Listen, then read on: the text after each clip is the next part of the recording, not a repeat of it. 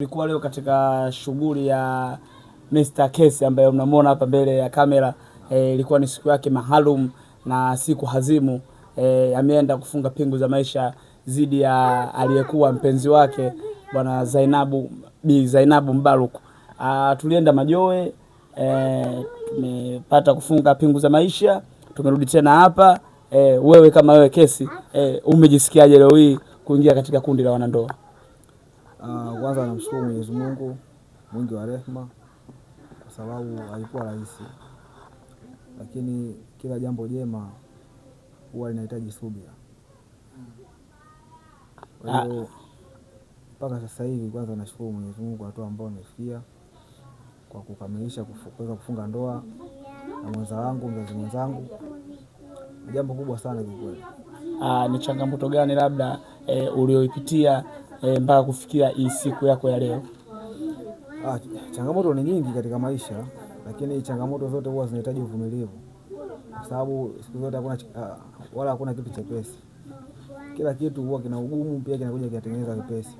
Kwa hiyo changamoto ni nyingi, hata vikombe kwenye kabati vinagongana. Kwa hiyo unapokuwa watu wawili, kila mtu ana akili zake, ana fikra zake, ana mawazo yake, kwa hiyo lazima mtagongana tu. Isipokuwa kitu kikubwa ni nini? Ni uvumilivu. Unapokuwa kuna uvumilivu, basi mwisho wa siku huwa kinakuja kitu kizuri kama hiki kilichotokea leo. Hivi unafikiri ni kwa nini vijana walio wengi wanaogopa kufanya kitu kama ulichokifanya wewe siku hii ya leo, yaani kufunga pingu za maisha? Mimi nafikiri kwamba ni uoga wao, kwa sababu kama mtu unaweza kumchukua mtoto wa watu na ukaishi naye ndani, unamnunulia chakula anakula, analala, unamnunulia nguo, kwa nini ushindwe kukamilisha swala la ndoa?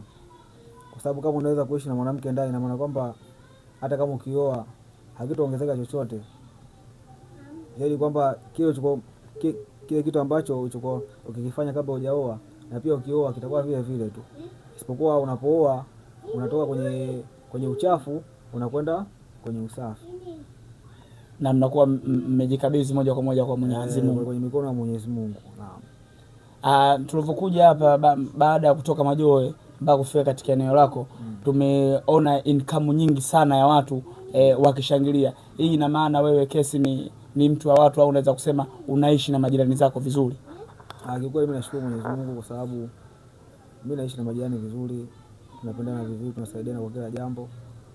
Na pia yani hata kama ukiuza majirani hawezi kuzungumzia kwa ubaya, kwa sababu sijawahi kuonyesha ubaya wa aina yoyote. Nipo nao bega kwa bega kwenye mambo ya kijamii. Pia inapotokea changamoto nipo nao pamoja na mke wangu hapa.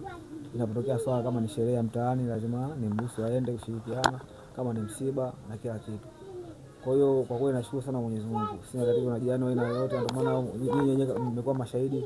Hii tumefika, ni shango nyingi sana ambazo zimefanya zimepigika. Japo Mwenyezi Mungu akijalia, inshallah tutawaita tena hapo, tutakuja tutapiga dua yetu hapa nyumbani inshallah.